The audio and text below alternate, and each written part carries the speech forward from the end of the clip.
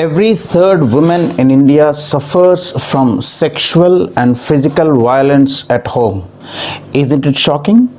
But a rampant domestic violence against women is a ground level reality in India. Hi and welcome. Women and girls represent half of the world's population and therefore also half of its potential. But according to the National Family Survey released by the Union Health Ministry, 27% of the women have experienced physical violence since the age of 15 in India, and every 9 minutes a case of cruelty is committed by either of husband, in-laws or relatives of the husband.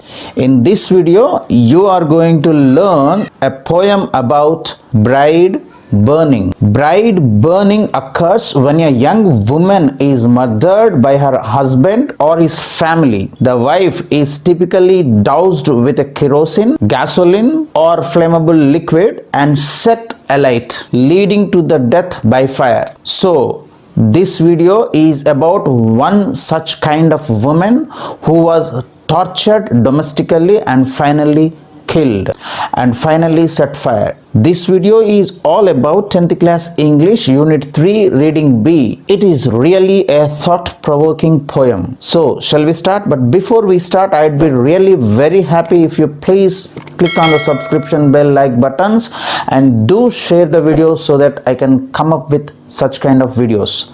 And if you're ready, let's start. Welcome back. This is the 10th class English textbook cover page prescribed by Telangana government, and in this video we are going to learn about Unit 3. And this is the cover page of Unit 3, and the title of the Unit 3 is Human Relations. Human Relations, and it includes 3 chapters, that is 3 readings. Reading A, The Journey. Reading B, Another Woman.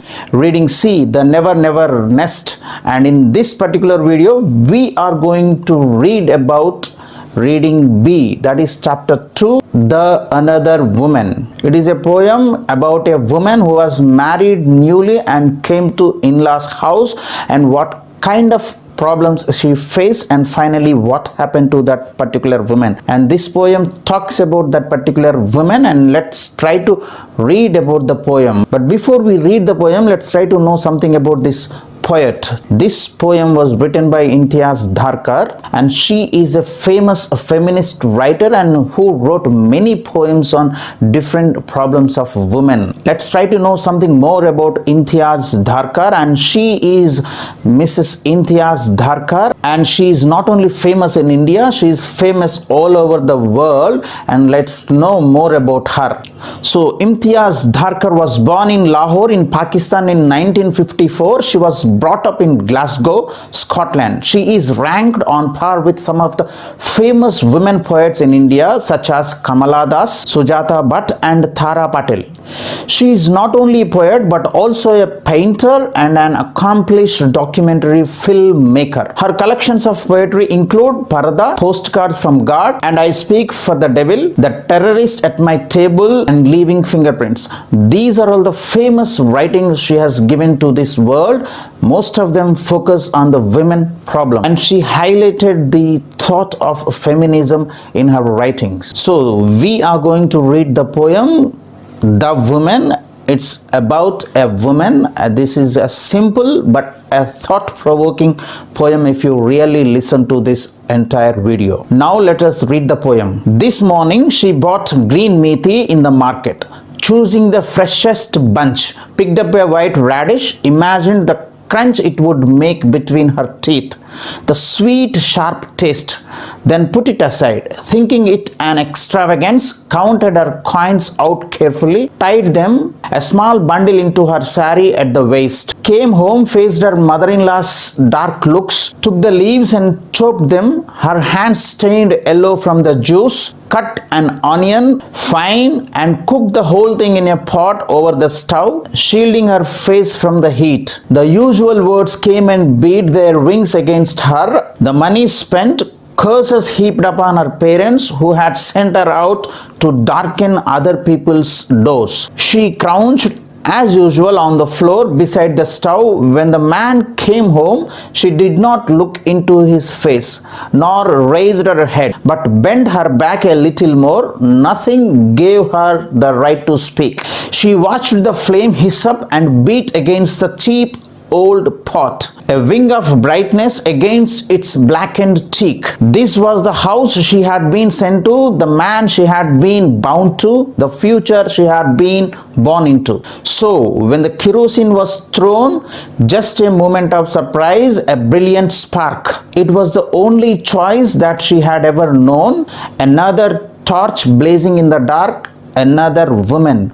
We shield our faces from the heat. And this is the entire poem, and it is all about a newly married woman who came to her in-laws house and what kind of conditions, situations she faces in the house, and finally what happened to that particular woman. Now let us try to read the entire poem line wise and understand it in a clear manner. This morning she bought green methi in the market, choosing the freshest bunch, picked up a white radish, imagined the crunch it would make between her teeth, the sweet sharp taste, and put it aside, thinking it an extravagance, counted her coins out carefully, tied them a small bundle into her sari at the waist. So the entire thing happened this morning. The daughter-in-law went to a market to buy some vegetables. She selected vegetables. The first thing, she bought green methi, and you can see green methi here, and she also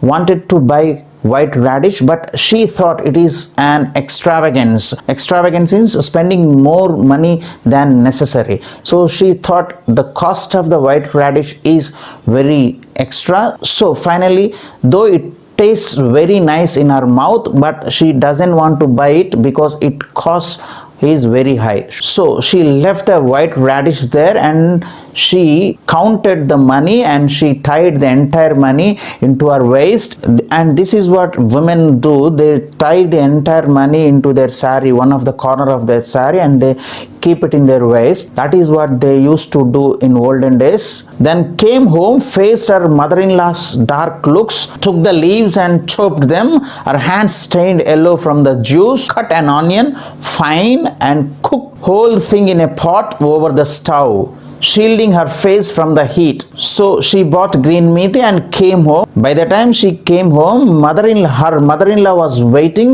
with a dark looks. Dark looks are nothing but with a very angry, unpleasant looks, and mother-in-law was waiting for the chance to scold the daughter-in-law. And when she came, she was looking very angry at daughter-in-law, but the daughter-in-law never bothered about her looks, because those looks are very common for her in this house.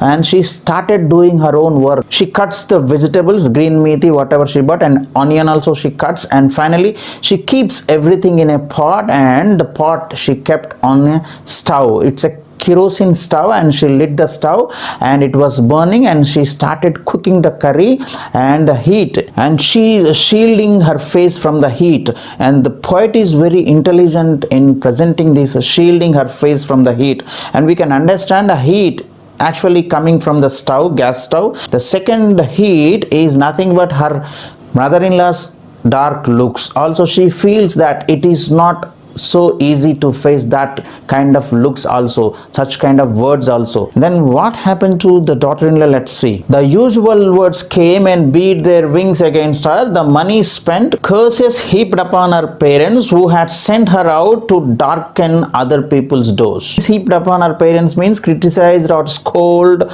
or abuse. So what happened to the daughter-in-law? So the usual words, every day this is the situation to that particular woman. Every day mother-in-law scolds with different kinds of words. She scolds not only the daughter-in-law, she scolds the parents of daughter-in-law also. And what she scolds? So her parents sent her to this house to darken the entire house. And the mother-in-law's main complaint is that because of the daughter-in-law only, the entire family is not at all good. And this is the complaint. Mother-in-law is not only scolding the daughter-in-law, she is also scolding the entire family of daughter-in-law, and this is the situation of the daughter-in-law in this house. And next, she crouched as usual on the floor beside the stove. When the man came home, she did not look into his face nor raised her head, but bent her back a little more. Nothing gave her the right to speak. Crouched is nothing but it's a kind of sitting position. When we are in a bad situation, women normally they sit in one particular position.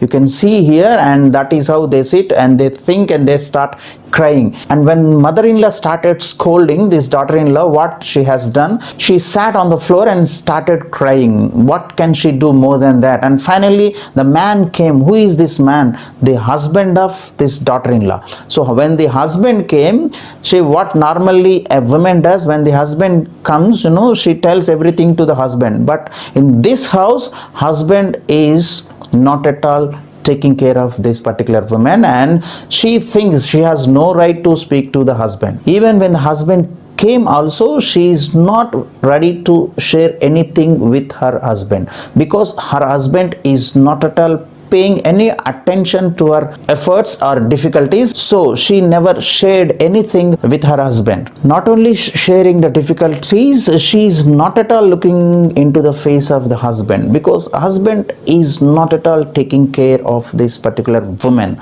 wife. So finally she thinks she has no right to speak in this house, and she decided that this house cannot give the protection to her.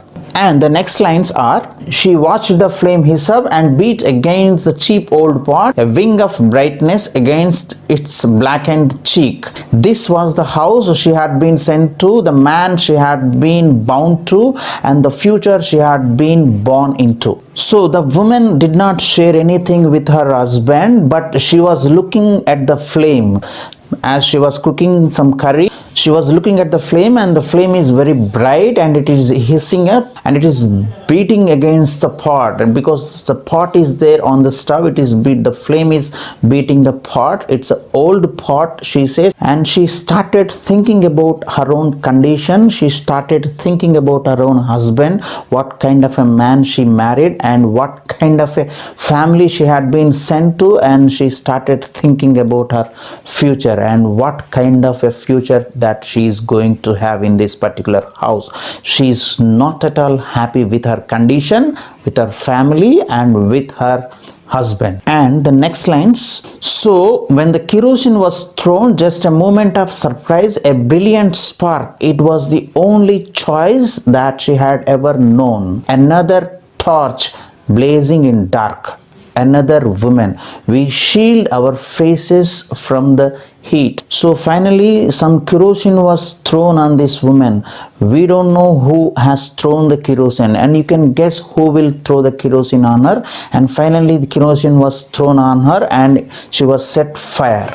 Within a fraction of a second, there was a lot of fire, another woman into the fire, and she was going to die, and she thought she had no other choice to select except dying in this particular house. And finally the poet ends this poem in a fantastic manner. We shield our faces from the heat. What kind of heat? Such kind of incidents are very shameful, and we should feel ashamed of ourselves to see such kind of things happening around us. And she suggests if we stop this, it's better. So what have we learned from the poem? A woman was unnecessarily tortured in the house, and finally thrown some kerosene on her and set fire and killed. That is all about the poem, and such kind of incidents are very common around us. Though the Protection of Women from the Domestic Violence Act 2005 was brought into force by the Indian government from 26th October 2006, these kind of incidents have become very common around us. And you know what the UNICEF says? It says that the gender equality means that women and men and girls and boys enjoy the same rights, resources, opportunities, and protections. That is what UNICEF says gender equality is. But unfortunately, there is a long way to go to achieve a complete gender equality between men and women, boys and girls. So finally, it's ultimately the responsibility of the younger generations like you to bring the deserved change. I do hope you would achieve gender equality, which is set by the UNICEF. All the very best, but before you leave the video, don't forget to click on the subscription bell, like buttons, and do share the video so that I can come up with many more videos. Thank you very much for watching the entire video.